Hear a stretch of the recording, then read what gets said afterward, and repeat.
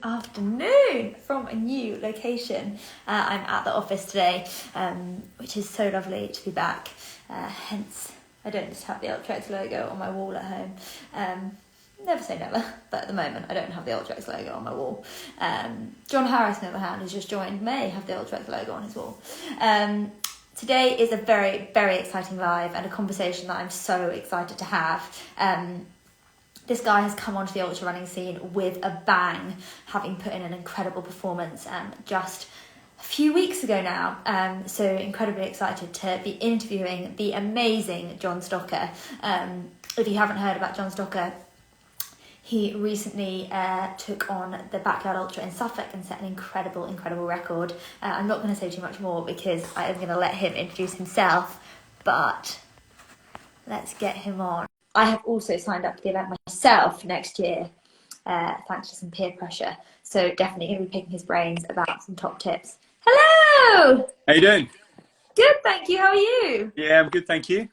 Good. Well, I was just saying how excited I am for this because, as you know, I have signed up to the event you absolutely crashed a few weeks ago next year. I have absolutely no intention of going for even half as long as you did, but I'm very excited to pick your brains nonetheless. So we will tuck into it because obviously with these lives you only have a short amount of time. Okay. And then, as you can imagine, a lot of questions come in about your incredible performance. So it's unlikely anyone listening to this doesn't know who you are, but just in case, please do introduce yourself. Okay, I'm John Stocker. I'm father of three, and just a normal everyday guy, just like everyone out running on the streets and doing what we enjoy, just going running and having fun. And it just seems that everything kind of like went upside down about 4 weeks ago. Yeah. I'm surprised you didn't go upside down, to be honest. Almost. You did a little bit, but just absolutely incredible. And touching on that very briefly, please do tell us about, just in case people don't know, what it is that you achieved most recently, because it was an absolutely phenomenal achievement and incredible to watch as well. Okay, so recently we did the Suffolk Backyard race, and in that race we broke the world record, and I did 81 loops, so 81 hours continuous running, and we set the new backyard world record. Cool. And just for anyone who doesn't know, could you just tell us a little bit about what Backyard is, what the event entails, just for those who perhaps don't know or like me, are potentially pretty new to this madness? Okay, so backyard racing is 4.1 miles, exactly 4.167 miles around in a circular loop every hour. On the hour, you have 59 minutes, 59 seconds to complete that loop, and back off you go for another hour. So as long as you get your loop done in an hour, you continue, and it keeps going until there's one man standing, one lady standing, one person standing, until there's one left standing. That's it. So you can go into number two, carries on. So like myself, me and Matthew, we carried on, but when number two drops, you are only allowed to do one more loop. So no matter if you feel fresh and you could keep going, one more loop and that's it. You have to stop. That's interesting. I didn't know that. So technically you could not, even if you'd have wanted to, and don't even answer that question, but technically you could have had to stop as soon as the yeah, so next year when I drop and you carry on, you will only be allowed to do one more. You mean John Harris, when John Harris carries? Well, we'll see. I'm there. For some strange reason, I've signed up. I'll see you there next year. I'm back again. You got a record to break, haven't you? Yeah, next year. Why not? And, talking of phenomenal feats, am I right in thinking just 2 weeks before you did the Grand Union Canal race? Which race was that? No, it's 1 week before. 5 days before I did Grand Union Canal race. 5 days before was Grand Union Canal. 2 weeks before that Grand Union Canal, I was doing the Thames Path 100 with my wife. We got to mile 60. That is absolutely mental. 1 week before, I must have read the 2 weeks Thames race and combined it with the Grand Union Canal race. You came in sixth and ran for 32 hours straight, which in itself is a phenomenal achievement, let alone 32 hours? It was, but it wasn't a phenomenal. It wasn't a great race. I suffered with hypothermia and I had a bit of heat stroke as well, so it didn't go to plan. But we walked it out from 107 miles into the 145 and ended up coming sixth. So it was a good taper race before the backyard. Yeah. Well, as far as I'm concerned, a phenomenal achievement Thank nonetheless. To cover that distance is absolutely incredible, whether you had a good race or you had a bad race. In fact, probably more of an incredible achievement, having had a bad race. And also, that brings me to my question: is that how did you manage the recovery between, even a shorter period than I once thought? How did you manage the recovery between the two races? Okay, so a lot of ultra runners won't do it, but well, I go out walking. So also put walking in there as well. So on the Monday and Tuesday we did some walking. I think I was back running by the Thursday, 3 to 5 miles, and then Friday we were off to Suffolk to get ready for the backyard race. So we didn't really have that much time. I came away with an injury from the Thames Path race. I had a bit of patellar tendonitis on my knee from running at my wife's pace, just running at a different pace to what you're normally used to.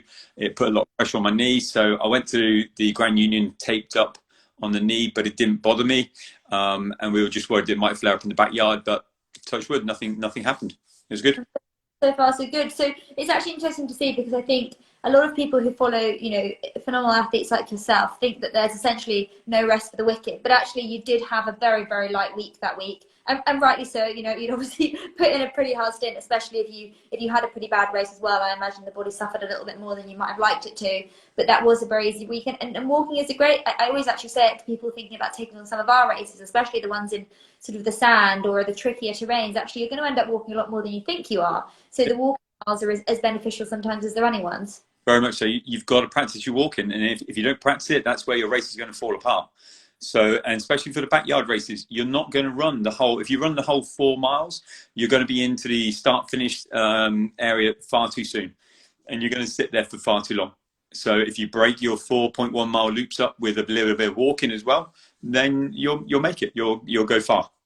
Yeah, and touching on that quickly, with yours, was there a set way you broke up the loops? Was it kind of like, I don't know, run for 2 miles, walk for half a mile, run the rest? Or was it just kind of going on feel? No, because I went there October last year. Yeah. The race was redesigned for COVID, and we found that we got used to the course and we knew where we had to run to. So we knew at mile marker 1 I had to hit there within 10 to 11 minutes, mile marker 2. And this year they had mile markers that which made it even easier. So you could judge each mile what time you had to be there for to what time you wanted to be back. So it was okay. You got plenty of rest in between them as well. Yeah, absolutely. And I'm going to touch on that rest a little bit later in the live, because the micro naps absolutely astound me. But let's go back a bit first. When did you start running? When did you originally fall in love with the sport? I never fell in love with running to start with. I was never a runner. As a PT, I got given a client to do a 10K with, and I was absolutely shocked that I couldn't run a mile to start with. So I had to learn to run just to keep the client getting around the 10K. From there, it went to marathons, and marathons seemed to get really busy and really hectic, but never felt like I hit the distance that I wanted to hit. So back in 2014, I think I hit my first ultra. I did 1 that year. In 2015, it kind of grew to about 6 or 7. In 2017, I think I hit about 9 or 10 events in a year, including the Montaigne Spine and the Thames Ring 250. And it just grew from there. And it grew. And I think within this community, it's such a great community to be within. Everyone is there to look after each other. No matter if it's the front of the pack or the back of the pack, there's that love for running. And that's what makes this sport so special. Could not agree more. It is the most phenomenal community, and I think I come from sort of a more, I say, like sort of commercial type running background, and that kind of 5-10Ks, that kind of community. And whenever I bring people to Ultra X events, obviously, they always go away absolutely astounded by how lovely everyone is and how welcoming the sport is, and how keen everyone is to chat and how supportive of each other, whether you're the professional going to win the race or whether you're just there to kind of complete it. There's no hierarchy in the sport. Everyone is literally in it to support everyone else, and I'm actually really excited to see how that plays out at Backyard, because unlike sort of any other race, I'm doing it with a group of friends. I think 2 of them are actually watching, Julia and John. Yeah. And we're varying running abilities. I'm probably at the bottom of the ladder, but we can all run the loops together, really, because as long as you finish it within that hour, that's it. So it's kind of cool that people like myself who have watched your performance and and kind of, you know, marveled at it, may actually end up running a loop with you, which is a very cool kind of cool thing. You don't get that in many sports. And in the backyard race, everybody's there being friends Yeah. into the last two. Yeah. That's when the race starts. So, but I mean, our last two started at lap 37. That's when everyone else dropped out. So we had 44. We hold the record now, 44 laps head to head. The longest head to head in a backyard race. But we, at that point, we got given the carrot for we're going to push for the European record, and then we got given the new carrot for the world record. When that was broken, then the mental game started. That's when racing started. But until that was done, until 80 or 75 loops was completed, where we were there to race and to run with each other and to get through. So yeah, it's a great experience because it's for the backyard race. You get to run with everybody and anybody. Yeah, and I think that's such a cool thing. You know, there is, as I said, not very many other sports that you can literally step up to the same start line as the best in the world. Physically, this is obviously a huge achievement. You know, how your body withstood that kind of mileage and that distance and that time is absolutely incredible. But in my books, mentally, this is even bigger. You have 81 hours around the same loop. What goes through your mind during that period? You remember every twig and every stone you run past, almost, for those 81 loops. Your head kind of like has to be switching off. You can't be thinking any further than that one loop. You're literally doing that one loop, and that's it. You go back, you reset, you do another loop. And each time you just hit another loop on and on. For me, I have tick boxes in my head that before an event like this, I have to have everything ticked. As long as my tick boxes in my head are done, I can switch off quite happily and just run and be set in the same direction and run. Yeah, it's phenomenal. And also, I, you know, sort of track the event myself, and various photos have popped up of you throughout the race, and you look, and you know, you're probably going to tell me that you didn't feel quite so sprightly the whole way through, but honestly, you look like you're having the time of your life. It was great fun. We had, you know, people were bringing nice lollies along. They were bringing ice cream along. The sun was out. The year before, it rained for the whole event. This time, we were out getting a tan. We were chilling. It was 4-mile run, and then come sit back down, have something else to eat, and go again. So, you know, how can you not enjoy that? 100%. I completely agree with you until about hour 6. Downhill.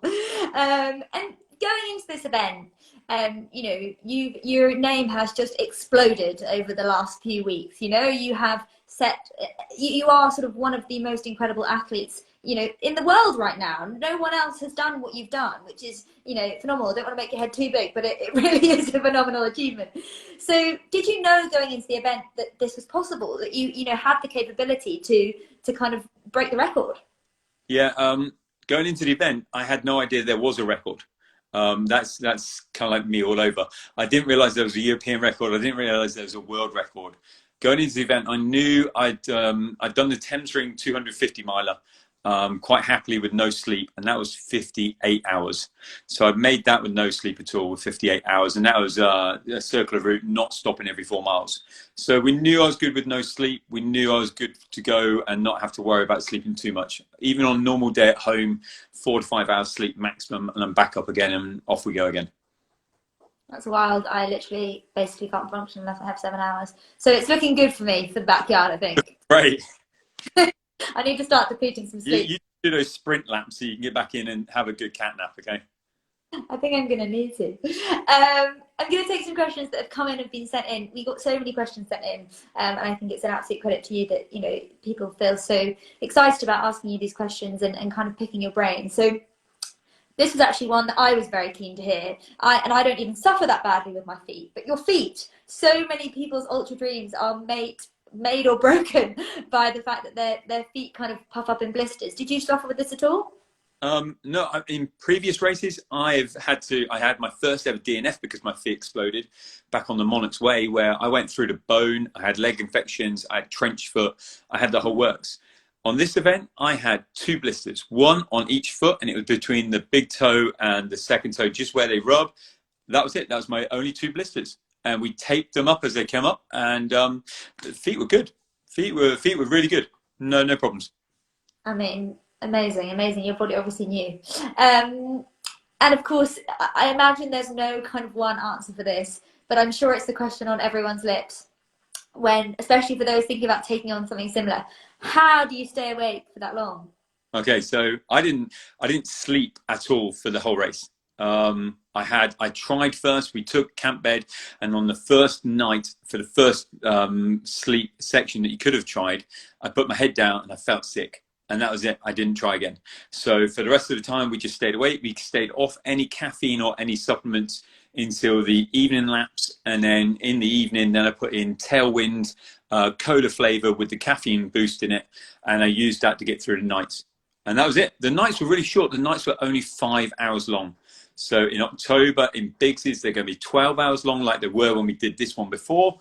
But 5 hours, three loops in, you're starting to get the daylight coming again. You've got dawn chorus coming. You're wide awake next day. Let's bring it on. Yeah. And just out of interest, do you have a lot of caffeine day to day, or do you reduce that so that the effect is great? You know, I don't even know if it works like that, but so the effect is greater come these races. Because I drink so much coffee, I think I'd have to drink so much caffeine for it to keep me awake through the night.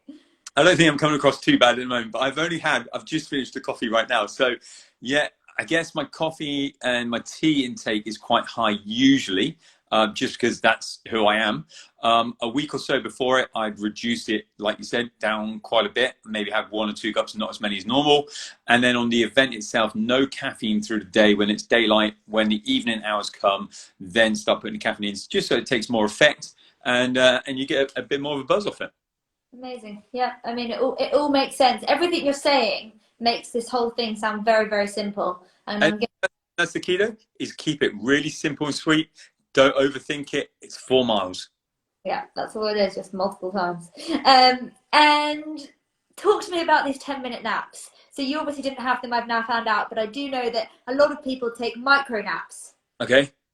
And can people actually just fall asleep like that? Yeah, no, and they've practiced it, and the guys that I'm waiting to go and take selfies with, all the greats, Courtney and DeWalter and everything, they take micro naps. They do the loop a lot quicker, which I don't think I'd be able to do it as quick as them. And they get in, they put their head down, they have a sleep, they wake up. And I spoke to Dave Proctor, and he literally puts an eye mask on, he sits back in a recline chair, he sleeps for 5 minutes, gets up on the 3rd whistle, out he goes. I couldn't do it. No. I'd rather drag my carcass around with no sleep, because I'd be more afraid of falling asleep and no one waking me up again. Yeah, and also I feel like a friend of mine did it, John Harris, who I think you've spoken to, and he said he did manage to fall asleep very quickly, but you then wake up and you just feel really hungover. Yeah, and sometimes you're really sick as well, and it's I don't know. I just feel like within the time limit I was getting back with 13 minutes spare. So by the time I put a little bit of food in and sit there, digested it, maybe had a drink, we had 3 minutes. Yeah, and that was plenty. So yeah. Okay. Noted. And obviously you had a few races in the lead up to this event, but was there any specific training that you did? Did you do any night runs? Did you do any kind of like practice on the loop stints? Not at all. Training was just kept consistent. Just keep it to what you know. As long as your training stays consistent and you keep those normal miles going in. I was doing a stint of 12 weeks with 100 miles a week. And then towards the events, broke it down to 70 and 50 miles a week, and just kept it light, but keeping it, even if you're only doing 5 miles in the morning, maybe double run it just to keep the body ticking over. But apart from that, there's no magic way of doing it. It's just make sure your training is consistent. And as long as it is, and you've got time on your feet, it works. Yeah, 100%. And I think exactly what you said a moment ago, just keep it simple, stick to what you know. I think so many people hear about these big events and then completely change the way they do things and then wonder why it kind of comes back to bite them a little bit. Actually, you've got to do what works for you. There's no point. I could take every single piece of advice and train exactly how you trained in the run-up to the event. The likelihood is I'm not going to get anywhere near close to 81 hours, and it probably won't work for me because I could not match sort of word for word what you did. You stick to kind of your instinct and your coach and your training. Fueling strategy. We've talked a little bit about the caffeine thing. Food-wise, I know for me, for example, I love sticking to real food. I don't do particularly well with gels. What about yourself? Yeah, I'm coming across to your tent on the day. I'm going to have some of your food because I'll have a that. Don't worry. Don't do gels. The only thing I use is Tailwind as a supplement drink, usually when I need that boost. Apart from that, it's back to original food. We had everything from chili con carne. We had pancakes in the morning. We tried cornflakes for breakfast one morning, but they were just too dry. I'd lost the saliva in my mouth, and they were just a little bit, it wasn't there.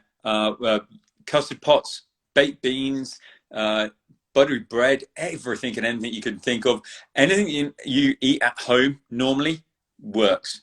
Don't think about changing it for the race. Just take what you eat at home normally. It doesn't matter how weird it is. Just take it, use it, eat it, enjoy it. It's a mobile picnic. Every 4 miles you get a picnic. And that's what we did. We didn't try to overload the calories. It was small but often, and food that we eat normally. Yeah, 100%. And I think also your palate changes, doesn't it, so quickly. I remember I always talk about when I did my first multi-stage, and the biggest mistake I made was I took so much sweet food and I didn't take that much savoury. And by the end, I will never eat porridge again. Like, I could not face porridge again. And I think, yeah, you almost got to have all the options because you have no idea what you're going to fancy. Yeah, very much so. You've got to take everything and anything you can. Yeah, 100%. Okay, we touched a little bit of this. We talked about your patella tendonitis. One of the founders of UltraX, I'm not sure if you met him at the event, Sam, actually did the event that you did. He's a very good runner himself, but he did pick up a little niggle in his shin during the event, which, you know, sensibly so. He then pulled out 100 miles. You know, we know with shins they can be tricky and they can fracture pretty easily. So it's definitely not something you want. So he obviously made the decision to pull out 100 miles. Did you pick up any niggles during the event? Did you feel anything go? And at what stage would you say enough's enough? During the event, obviously with the tiredness coming in, there was a few tree roots that snuck up on me, and over inspecting the course a little bit closer than what I expected to, and I went over 2 or 3 times. I went over and I landed on my ribs. On the last loop, as I've said many times, if you look at all my loops, they're 46, 47 minutes. My last loop came in at 52 and a half because I spent 3 or 4 minutes laying on the floor, half mile out of the finish on the road, where for 80 loops I missed it, but on the 81st loop, I caught my toe. I was trying to get the song on the phone to finish with, listening in on that one tune you want to do, and I went straight over and I landed. I didn't get my hands out and I landed straight on my ribs, and I think I cracked a rib. Laying there, not being able to breathe, thinking I've just thrown my whole race away. Getting up and just slowly walking along the road and jogging it into the finish, and finally finishing, and then spending the next, and I'm still now on paracetamol, but just trying to get the ribs to heal. And they take quite a while. Yeah, it's a tricky one to heal, isn't it? Because you're always using that kind of, your torso is always moving. I mean, I did hear about your tumble, and incredible that you picked yourself back up and managed to kind of pull your way in. What would you say is the most difficult aspect of the event for yourself? For myself? Yeah. Most difficult? I don't know. I quite enjoyed it, actually. I guess it's just staying positive all the time. It's just making sure you go out there and you're enjoying it. And, you know, dark times come, but luckily the nights were only 5 hours. Dark times come, and you just got to go through those dark times. Remember that the light's coming. It's going to get easier. The legs didn't get that bad at all. The nutrition was great. As long as you remember to smile, remember that you put yourself there. No one made you do this event. You entered this yourself. And, you know, have that reason why you want to do it. When you get to check-in, they will ask you, how many loops do you come here to do? And I have one answer and only one answer. And I will run every loop you run, and I'll run one more. And that's my goal. If you go there with a goal of 24 hours or 100 miles, as soon as you've completed that goal, your mind will then tell you, what are you doing now? Why are you here? And you'll end up dropping.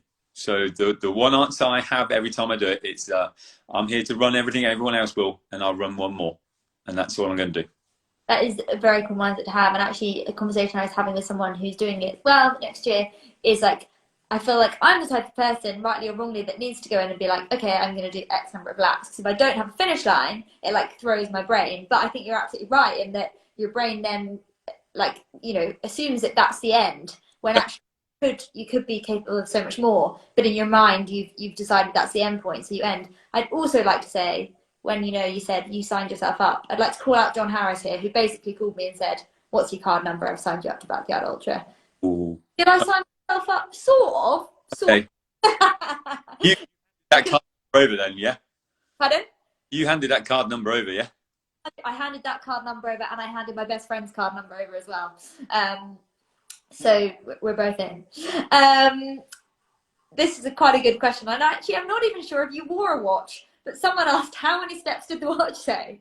Look, I read your question. I went and added it. Okay, so we did 615,887 steps. I'm going to have to write that down. 615,887. Yes.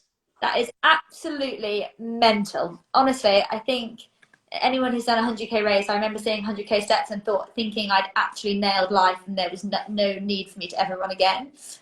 We say that, obviously I love running, so I was obviously going to run again. 615,000. I remember John Harris, who's just commented actually, I remember him saying to me that he ran 3 marathons, he then got a McDonald's, a Domino's, played a cricket match and did a day of work, and then you finished, which is wild. That was all in the same pair of shoes. So we didn't change shoes for the whole event. That is absolutely mental. Absolutely mental. I feel like I've said that so many times on this live, but the whole thing is absolutely mental. One from myself actually, and someone said I'm proud of my 60k day, and you absolutely should be. 60k is an absolutely phenomenal achievement. I've entered with I think 3 or 4 people next year. Top 3 tips you could give for newbies taking on Backyard Ultra. Okay, run your own race. Keep it simple, and have fun. I'll try. And don't forget to have the fun part. And as long as you're still enjoying it, then you're still in there. But just keep it simple. Don't overthink it. It's 4 miles, 1 loop, and then reset and go again. Amazing. Yeah, I'll keep that in my head. I'm going to make notes. And I understand that you obviously have qualified for the Backyard Championships, which is amazing, in Tennessee. Tennessee. You were obviously trying to raise some money so that you could basically go and do this properly and compete up along with the best. I understand you have actually raised the amount of money that you wanted to raise. Is that correct? Yeah, we have, but we're trying to raise more because I'd like it be more than just me going to America. We'd like to actually find a charity. For me, I go out there and I run these to try and make my kids proud of myself and hopefully inspire my kids, but not just my kids, any kids out there, to let them know that you don't have to be the fastest, you don't have to be the best, you don't have to be number 1 in this. You just have to enjoy it and get out there and give it a go. And it'd be lovely to raise a bit more money and be able to give this across to a kids' sports charity. Amazing, and couldn't agree with you more. For people that want to kind of donate and support you, I know that me and my team will definitely be getting behind getting you out there and hopefully seeing you come away as the king of the Backyard Ultra Championships. Is how can people kind of donate? Is the link on your page? There's a link on my Facebook page, there's a link on the Instagram page, and it's just a John Stocker GoFundMe account. Amazing. Well, definitely guys get behind John because we're really excited to kind of watch you at the event. And a question that we always finish with every live, I feel like your answer is probably going to be the most sought after, is what comes next for John Stocker? Okay, so in just over 2 weeks' time, we have the Dragon Slayer in Wales, which is a 100-mile event, and a very good friend, Bruce, is running his first ever 100 miles. And I've got to be there with him. So I wouldn't cross that line with anyone else. So I'm there I don't run at the front, I run anywhere. So I'm quite happy that me and Bruce were going to run that first 100 miles of him together. We're there running that then. And then the following weekend, I'm up in Lakeland doing the Lakeland 50 because my wife's been trying to get there for the last 3 years. So this is a dream race for her. And then that takes me on to August, which will be probably the start of me getting ready for Big's Backyard. Sounds like we need to get you to Ultra X Wales as a training week. That'd be lovely, wouldn't it? Great. We could all have a little jog around together for 81 hours. Absolutely. You're signed up. Looking forward to having you in Wales. John, it's been an absolute pleasure to talk to you and absolutely incredible to hear, your very, very humble approach to what is an absolutely phenomenal achievement. So once again, congratulations and looking forward to seeing you in Wales. Thank you very much. You take care. You too. Bye-bye. Bye-bye.